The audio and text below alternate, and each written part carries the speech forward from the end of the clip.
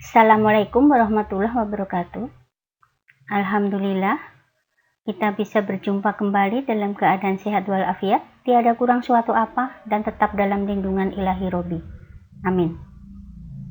Pada kesempatan kali ini, kita akan membahas materi bab 4, transformasi. Tetapi sebelum itu, silahkan tekan tombol subscribe, like, dan komen di kolom komentar. Bisa kita mulai. Pengertian. Operasi transformasi mencakup pencerminan, pergeseran, perputaran, dan perkalian. Dalam operasi transformasi, ada bagian titik yang berpindah dan kemungkinan ada bagian atau titik yang tidak berubah posisi. Jika ada titik yang tidak berubah posisi, maka titik ini disebut titik perkalian. Jenis-jenis transformasi ada 4. Yang pertama, pencerminan atau refleksi. Kedua, pergeseran atau translasi. Ketiga, perputaran atau rotasi. Dan keempat, perkalian atau dilatasi. Pada kesempatan kali ini kita bahas dulu pencerminan atau refleksi. Pencerminan sudah kita lakukan setiap harinya jika kita pagi-pagi atau siang atau sore malam bercermin di depan kaca. Yang pertama, pencerminan terhadap sumbu X. Kita buat sumbu simetri kita buat sumbu koordinat kartesius, sumbu X dan sumbu Y, kemudian letakkan di kuadran 1 segitiga ABC. Jika dicerminkan terhadap sumbu X, maka cerminnya ada di bawahnya. Jarak A ke sumbu X akan sama dengan jarak sumbu X ke A aksen. Begitu juga dengan B ke sumbu X akan sama dengan sumbu X ke B aksen. Dan satu lagi, jarak titik C ke sumbu X akan sama dengan jarak C aksen ke sumbu X. Misal, titik A 1,1 dicerminkan terhadap sumbu X akan menghasilkan A aksen 1, -1. Kemudian titik B 5,1 dicerminkan terhadap sumbu X, hasilnya akan menjadi B aksen 5,-1. Kemudian C 3,4 dicerminkan terhadap sumbu X akan menghasilkan titik C aksen 3,-4. Secara umum, P, X, Y dicerminkan terhadap sumbu X akan menghasilkan P aksen koordinatnya X, Y. Kesimpulannya, pencerminan P, X, Y terhadap sumbu X akan menghasilkan P aksen dalam kurung X, Y. Untuk yang kedua, pencerminan terhadap sumbu Y. Sumbu Y adalah sumbu yang tegak, yang vertikal. Kita coba benda atau segitiga ABC di kuadran 1 dicerminkan terhadap sumbu Y yang berada di kuadran 2.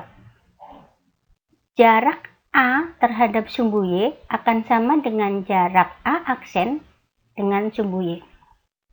B terhadap sumbu Y sama jaraknya dengan B aksen dengan sumbu Y, dan C jaraknya juga akan sama dengan C aksen ke sumbu. Misal, titik A 2,1 dicerminkan terhadap sumbu Y akan menghasilkan A aksen -2,1.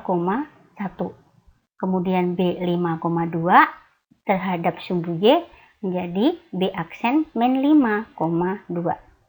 Kemudian titik C-nya 1,4 dicerminkan terhadap sumbu Y akan menghasilkan C aksen -1,4. Pada umumnya P, X, Y cerminkan terhadap sumbu Y menghasilkan P aksen, dalam kurung min X, Y. Dalam kesimpulannya, pencerminan P, X, Y terhadap sumbu Y menghasilkan P aksen, koordinatnya min X, Y. Kemudian yang ketiga, pencerminan terhadap garis Y sama dengan X. Kita buat dulu sumbu koordinatnya, terus garis Y sama dengan X. Kalau Y-nya 5, berarti X-nya 5, seperti ini. Kemudian jika bendanya atau segitiga ABC ada di bawah garis Y sama dengan X, maka bayangannya akan berada di atas garis Y sama dengan X. Seperti biasa, titik A akan sama dengan jaraknya dengan A aksen terhadap sumbu atau garis Y sama dengan X. Titik B juga sama, C juga sama. Oh iya, maaf, di situ harusnya kalau C bayangannya C aksen. Contoh, A koordinatnya 2,1. Dicerminkan terhadap garis Y sama dengan X, maka menghasilkan A aksen 1,2. Kemudian B 5,2 terhadap garis Y sama dengan X, maka diperoleh B aksen 2,5. Kemudian C 5,4 terhadap garis Y sama dengan X menghasilkan C aksen 4,5. Secara umum kesimpulannya adalah pencerminan P, X, Y terhadap garis Y sama dengan X akan menghasilkan P aksen Y, X. Tertukar ya. Nah sekarang yang keempat, pencerminan terhadap garis Y sama dengan min X. Kita buat dulu garis sumbu X dan sumbu Y. Kemudian garis Y sama dengan negatif X. Di sana ada segitiga ABC di atas garis Y sama dengan min X. Kemudian bayangannya akan berada di bawah garis Y sama dengan min X. Jadi jarak A dengan A aksen terhadap sumbu atau garis Y sama dengan min X sama dengan B dengan garisnya akan sama dengan B aksen. Dan C dengan garisnya akan sama dengan aksen. Misal, titik A negatif 1,4 dicerminkan terhadap garis Y sama dengan min X akan menghasilkan A aksen, koordinatnya min 4,1. Kemudian B min 5,4 akan menghasilkan B aksen min 4,5. Kemudian titik C min 5,4 akan menghasilkan titik C aksen min 4,5. Kemudian secara umum berarti pencerminan P, X, Y terhadap garis Y sama dengan min X akan menghasilkan P aksen min Y, min X. Pencerminan yang kelima, pencerminan terhadap garis X sama dengan H. Jadi garis sumbu koordinat dulu, kemudian garis X sama dengan H, kemudian letakkan benda di mana. Nah, karena posisinya di situ, berarti A, jarak terhadap A dengan X sama dengan H akan sama dengan jarak titik A aksen terhadap ke X sama dengan H. Seperti itu. Jadi jaraknya sama, atas sama atas, bawah sama bawah. Oke. Misal, A 1,5, X sama dengan 3, berarti A aksen 2 kali 3 dikurangi 1. Itu yang X, yang Y-nya tetap. Oke. Jadi A aksen sama dengan 5,5. Kesimpulannya, untuk pencerminan P, X, Y terhadap garis X sama dengan H akan menghasilkan P aksen, koordinatnya 2H dikurangi X di koma Y. Kemudian pencerminan yang ke-6 atau yang terakhir, pencerminan terhadap garis Y sama dengan K. Sumbu koordinat kita buat dahulu, kemudian garis Y sama dengan K-nya, kemudian letakkan gambar atau apa di posisi yang ini. Nah, berarti kalau bendanya di sana di bawah garis Y sama dengan K, maka benda bayangannya akan berada di atas garis Y sama dengan K yang jaraknya sama, berarti bisa dikali. Oke, misal titik A koordinat 6,1 dengan Y sama dengan 3, maka X-nya tetap, X-nya berarti 6, baru yang Y-nya 2 kali 3 dikurangi 1. Berarti 2 kali 3 dikurangi 1. 6 kurang 1 berarti koordinatnya 6,5.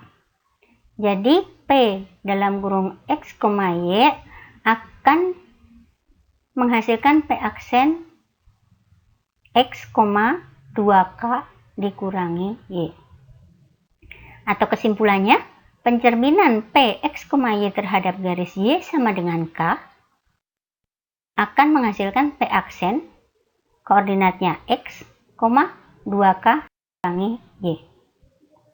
Nah, untuk menguji keseriusan belajar kalian, kita coba kerjakan lembar kerja peserta didik 11 atau LKPD 11. Tetapi sebelum itu, silahkan subscribe, like, dan komen terlebih dahulu. Kalian kerjakan dalam kertas folio, tulis jawaban, dan kirim langsung ke WA Ibu. Oke? Nomor 1. Titik P negatif 3,5 dicerminkan terhadap sumbu X, maka bayangan titik P adalah, ayo coba diingat lagi, sumbu X yang mana, titiknya ditaruh, atau kalian lebih enak pakai buku berpetak. Oke. Nomor 2, titik P 8,-6 dicerminkan terhadap sumbu X, maka bayangan titik P adalah sumbu X lagi. Berarti kalian cari koordinat titik P-nya di situ. 8,6 ada di posisi mana? Oke. Nomor 3, titik R negatif 5,4 dicerminkan terhadap sumbu Y, maka bayangan titik R adalah, jadi gambar dulu titik R-nya ada di mana. Jika X itu positif berarti dia ke kanan, kalau X itu negatif berarti ke kiri, Y positif berarti naik, dan Y negatif berarti turun. Kemudian nomor 4, titik A 7,10 dicerminkan terhadap sumbu Y, maka bayangan titik A adalah 7,10 di mana letaknya, kemudian sumbu Y itu berarti yang vertikal. Oke, paham? Nomor 5, titik T 8,12 dicerminkan terhadap garis Y sama dengan X, maka bayangan titik T adalah, berarti kalian bikin dulu garis Y sama dengan X itu adalah condong ke kanan. Condong ke kanan, kemudian letakkan titik T 8,12. Kalau dia berada di atas garis, berarti bayangannya ada di bawah garis. Dan sebaliknya. Nomor 6, titik P negatif 6,9 dicerminkan terhadap garis Y sama dengan X, maka bayangan titik P adalah, kalian buat dulu garis Y sama dengan X berarti condong ke kanan. Berarti kalau hubungkan titik 2,2 dengan 0,0. hubungkan itu adalah garis Y sama dengan X. Kemudian letakkan titik P di negatif 6,9. Oke, jarak titik P terhadap Y sama dengan X akan sama dengan jarak titik P aksen terhadap Y sama dengan X. Oke, paham? Kemudian nomor 7, titik T 4,7 dicerminkan terhadap garis Y sama dengan negatif X. Maka bayangan titik T adalah garis sumbu koordinat dulu, kemudian bikin garis Y sama dengan min X. Bikin garis Y sama dengan min X, berarti kalau 2 dengan negatif 2 ada di posisi, jadi garisnya condong ke kiri. Kemudian letakkan titik T 4,7 ada di mana? Kalau dia di atas titik garis berarti bayangannya atau cerminnya ada di bawah garis.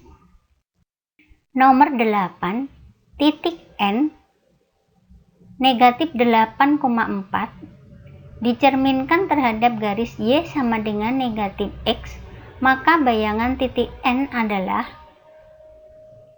sama seperti yang tadi, garisnya condong ke kiri. Garisnya condong ke kiri. Kemudian letakkan titik N negatif 8,4. Kalau dia ada di bawah berarti bayangannya ada di atas. Kalau dia di atas berarti bayangannya ada di bawah garis. Y sama dengan min X. Oke. Nomor 9. Titik B 2,6 dicerminkan terhadap garis X sama dengan 5, maka bayangan titik N adalah X sama dengan 5. Berarti kalian garis sumbu simetri dulu, kemudian X sama dengan 5, garis atau sumbu X titik 5-nya ada di mana, terus digaris. Kemudian letakkan titik B 2,6. Jika dia ada di kiri garis, berarti bayangannya ada di kanan. Kalau dia ada di kanan, berarti bayangannya ada di kiri. Oke? Nomor 10, titik B titik B 8,4 dicerminkan terhadap garis X sama dengan 3. Maka bayangan titik N adalah X sama dengan 3. Ada titik di sumbu X titik 3, kalian garis tegak lurus, kemudian cari atau letakkan titik B 8,4. Bayangannya ada di mana? Nomor 11, titik B 5,9 dicerminkan terhadap garis Y sama dengan 2. Maka bayangan titik N adalah Y sama dengan 2, berarti pada sumbu Y ada angka 2, kemudian kalian garis horizontal. Jadi letakkan titik B 5,9 ada di mana? Kalau dia di atas garis berarti bayangannya di bawah, kalau dia di bawah garis berarti bayangannya ada di atas. Oke. Nomor 12. Titik N 8,12 dicerminkan terhadap garis Y sama dengan 3. Maka bayangan titik N adalah, buat sumbu simetri dulu, sumbu koordinat kartesius dulu, sumbu X, sumbu Y, letakkan titik 3 sumbu Y pada titik 3 di garis horizontal. Kemudian letakkan titik N 8,12. Kalau dia ada di atas garis, berarti bayangannya ada di bawah garis. Begitu juga sebaliknya.